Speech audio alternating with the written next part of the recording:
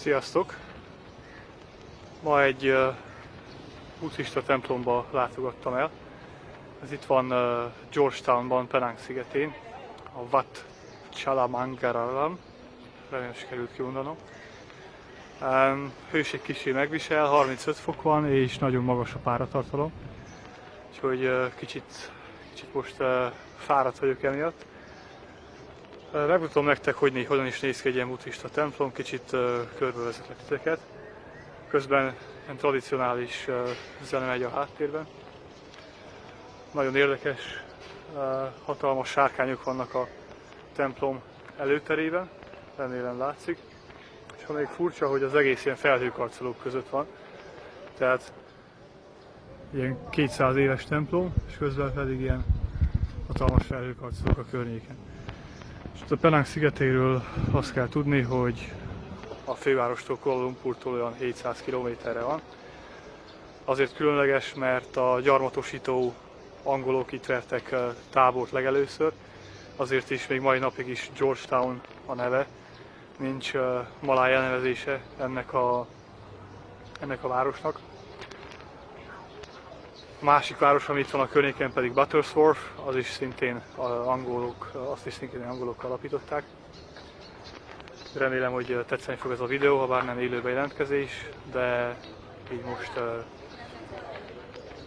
könnyebb lesz, mivel nem találtam wifi-t, és végül inkább nem döntöttem úgy, hogy helyi simkártyát veszek, és egyfolytában online legyek, így sokkal jobban ki tudok kapcsolódni. Hát igen, ezek a mai napi függőségek, Facebook, Instagram és stb. Sokkal jobb, hogyha az ember egy kicsit kikapcsolódik és egy teljes napig offline marad, persze addig, amíg visszaér a szállásra. Na jó, akkor jöhet a körbevezetés, remélem tetszeni fog.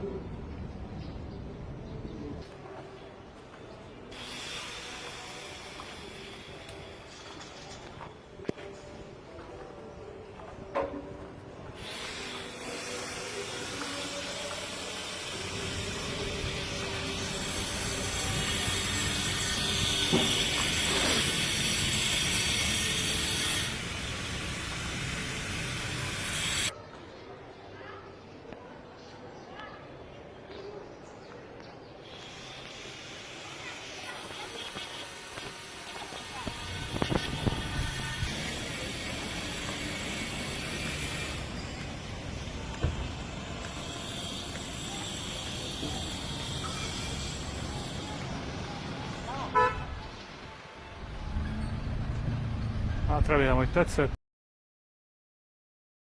Ez a másik érdekes dolog, amit el akartam mesélni. Az iszlám templomok óriási hangszórókkal vannak ellátva. Ami azt jelenti, hogy a misét kb. A félvárosnak tudnia kell, hallania kell. Ami nem feltétlenül fair abból a szempontból, hogy a lakosságnak csak bizonyos százaléka iszlám. Jó, az ország az iszlám, viszont élnek itt hinduk is, és konfucionisták. Hát a legviccesebb az, hogy ezt akár hajnalban fél hatkor is benyomják. Tehát úgy kell elképzelni, hogy nyugodtan alszok a hotelszobában, és akkor hirtelen elkezdem valami, hogy Allah Akbar. Hát nem tudtam, hogy most szaladjak, vagy ugorjak ki a 12-ről, ahol lakom, vagy éppen mit csináljak. Szóval igen, kicsit vicces volt. Sajnos pont a hotelhez közel. Hát igazán nincs annyira közel, az olyan fél kilométerre van. Van egy ilyen muszlim mecset, és elhaladsz egész a hotelig. Hát, ez nem volt túl kellemes. Sikerült rögzíteni egy ilyen gyönyörű felvételt erről a, hát legyünk tisztelettudó szép miséről. Nem tudom, le akarok csúnyán beszélni, de már itt vagyok 2 éjszakája Georgetownban, és mind a kétszer felkeltettek hajnalba. Lehetne a hotel ablaka is egy kicsit jobban hangszigetelve.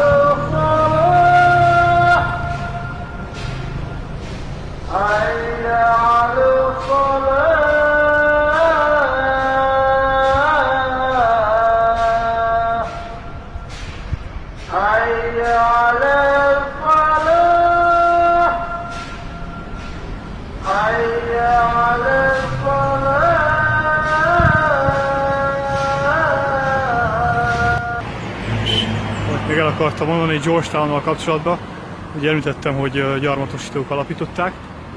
Rengeteg ház és épület felmaradt ezekből a gyarmati időkből, és emiatt is az UNESCO világörökség része a város. A legtöbb épület azért elég rossz, rozogó állapotban van, mert azért jó sokat fel is újítottak. Nyilván a fontosabb közigazgatási épületeket, viszont láttam jó párat, ahol ilyen kínai, indiai munkások laknak, és eléggé le van lakva. Azért látszik, hogy nem új építésű az épület.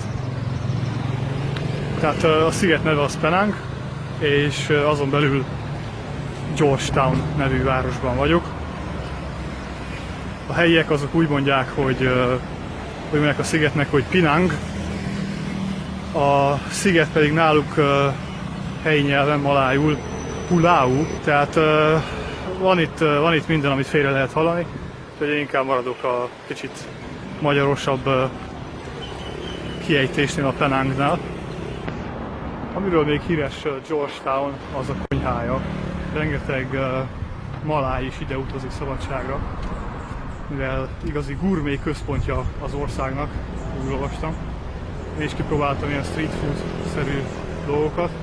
Hát mit mondjak, nagyon ízletesek voltak tényleg, és ami meglepő, nagyon olcsó, tehát ilyen 1000 forint, 15 lejből leves második, plusz még egy ital is, egy almalé benne volt. Ital itt persze nem az alkoholosra gondolok, ugyanis a sör az drágább, mint Németországban. Ez persze amiatt van, hogy iszlám állam, és nekik nem szabad inni, úgyhogy az extra adót kap, aki alkoholt árusít, és ezt nyilván a turistán számuk gombolják le. Ugye ez fél liter sör, az mennyi is volt, valami 6 euró vagy valami ilyesmi. De hogyha valami kicsit elegánsabb helyre megy az ember, akkor ott már szinte 8-10-et is elkérnek érte. Persze szupermarketekben és üzletekben lehet találni olcsóban is. Na jó, hát akkor kb. Ennyit erről a témáról. További szép napot nektek!